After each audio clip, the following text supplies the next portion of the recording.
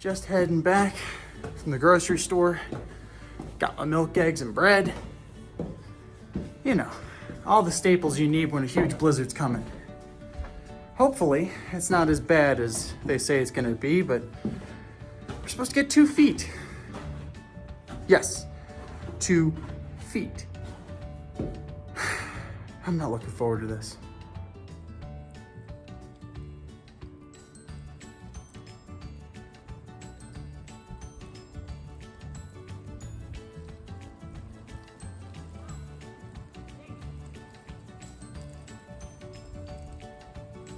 This week's episode of As You Eat It is all about beating those winter blues. We are combining roasty, toasty flavors with bright, acidic freshness in order to create a balanced, cozy, comforting, satisfying meal that is easy to put together and that you won't spend a lot of active time in the kitchen. Our appetizer is a roasted beet and fennel salad with some olives and some oranges and a little citrus vinaigrette. You're gonna love it. And our main course is a smoked paprika roasted chicken over garlic bread croutons and sauteed fennel and spinach. Yum. First things first, let's get to work on our fennel and roasted beet salad. Preheat your oven for 400 degrees. Time and temperature can always vary depending on the oven.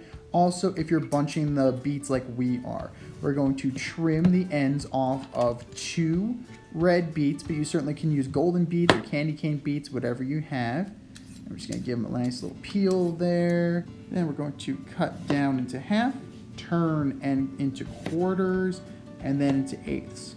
Looking for nice sized wedges. They're definitely going to be a substantial component of this salad. Now go wash those beady hands. We're going to roast our beets in an aluminum foil tent. They're going to go right into the center of our foil sheet, followed by a nice generous drizzle of extra virgin olive oil, some freshly cracked black pepper, a nice heaping pinch of kosher salt, remember seasoning from up high, and dried thyme to taste. You can also put fresh thyme sprigs if you like, but I don't have any. And this is a little chili blend, a little arbol, some ghost. Very nice, gonna be nice and spicy. 4 peeled garlic cloves are gonna get nestled in as well. And now we're just gonna crimp and fold and make our little pouch. I leave a little vent just so the beets don't steam. Nice. We're gonna pop a little pan under there just in case there's a hole in the foil, but I think we're good. We're gonna roast these bad boys off at 400 degrees for about an hour, but you're really gonna wanna start checking them at an hour because they still might not be done. Just set our timer here and walk away. The magic of the internet. An hour's passed, and let's check to see if those beets are done. Just gonna turn that alarm off because that's annoying. And out they come. Gonna grab a paring knife and insert it into our roasted beet wedges, and if it comes out without resistance, they're ready to go. While our beets are cooling, we're gonna deal with the rest of the components for our salad. We're going to shave 2 bulbs of fennel here. Discard any of the brown bits, but save the fronds and the stalks. We're gonna use that for later.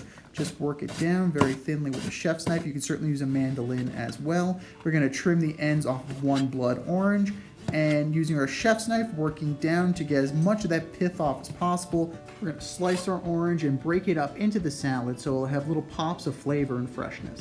We're gonna roll and slice 1 orange, followed by 1 lime. That's gonna be the acid component of our dressing. Grab our salad bowl here, and our fennel goes in, along with a generous pinch of kosher salt, followed by our orange. Make sure you grab any seeds if it goes in, followed by our lime. We're gonna toss that, and we're gonna let it sit for a little bit. Gonna add in our greens. We have some sturdy spinach and a nice peppery arugula. 2 good handfuls are gonna go in. Gonna give that a little bit of a toss.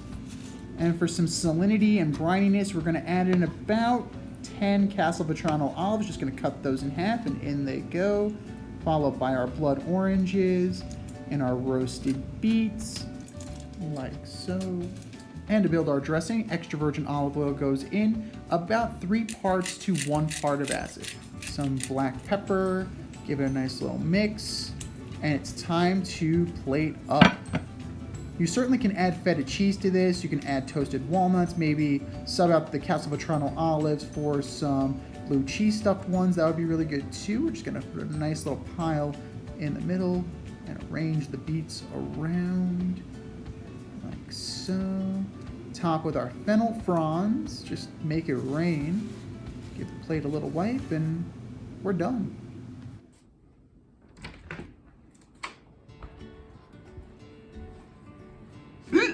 Back inside.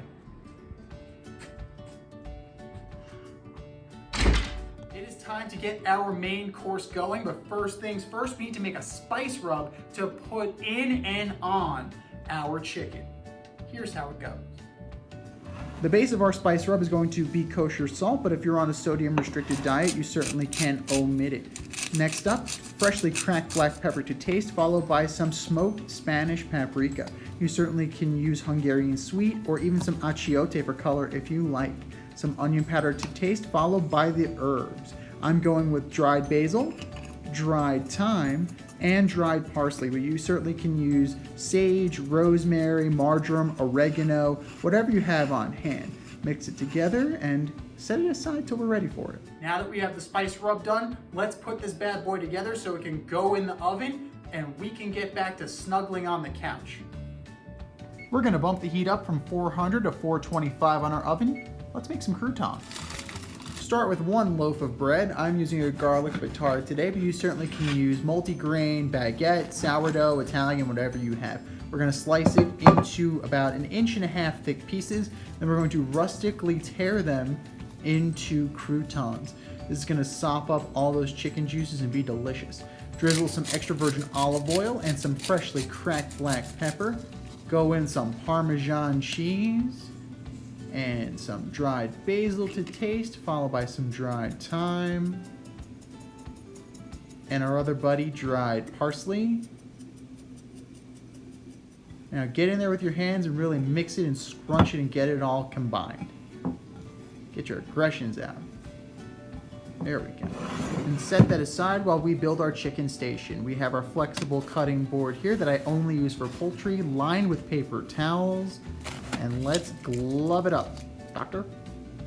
We have about a 3-pound chicken, and we're going to just take that out of its packaging and make sure we get, there we go. I'm losing to the chicken packaging. This is ridiculous. Come on, man. Let's go. There we go. And we're just gonna blot that dry so we have nice dry skin. Dry skin leads to crispy skin. Let's also get inside that cavity as well.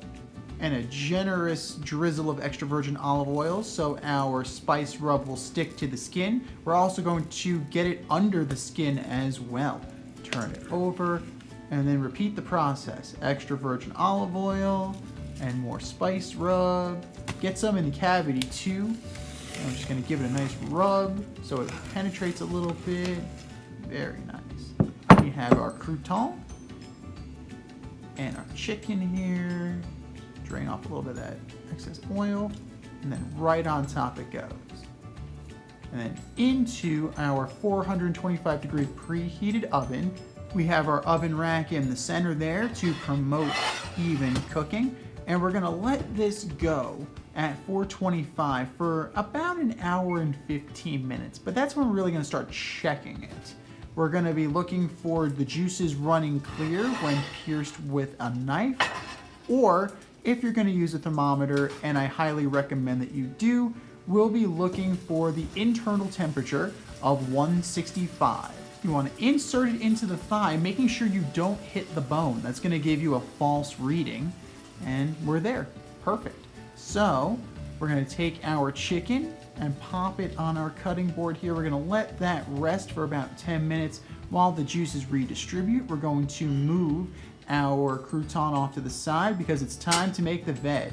We've got our saute pan here. We're gonna heat that over medium for about 5 to 7 minutes while we deal with our aromatics. We're going to peel and chop half a yellow onion. So we're gonna planks and then sticks and then cubes.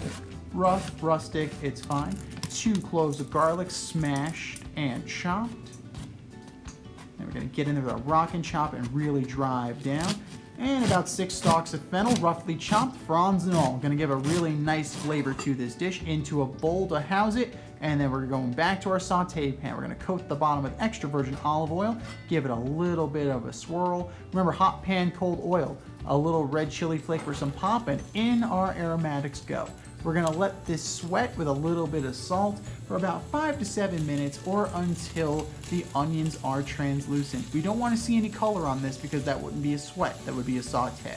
Just gonna keep this moving, make sure everything is nicely coated, and then nice and even. Our spinach goes in next, about 10 ounces, or 2 good sized handfuls, depending on the size of your hands, of course.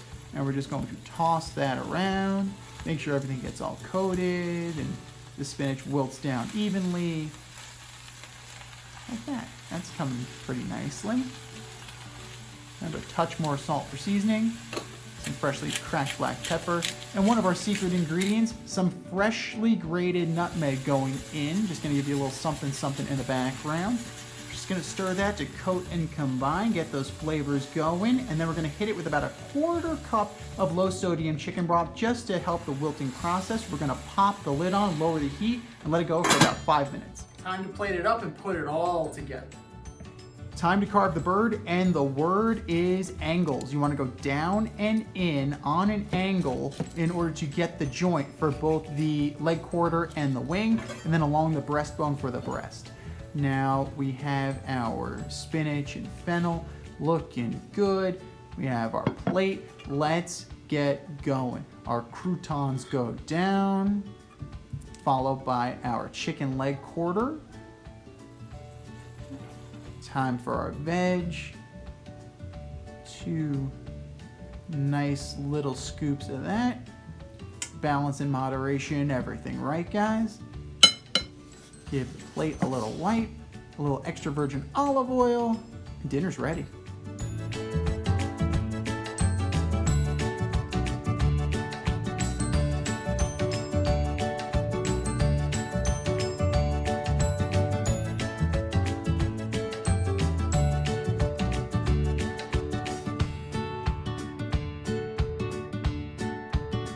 Thanks for watching. I hope you enjoyed watching the video as much as I enjoyed making it for you.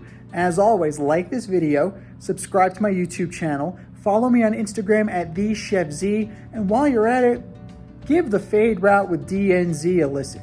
We're available on all major podcast platforms. We think you'll really like it.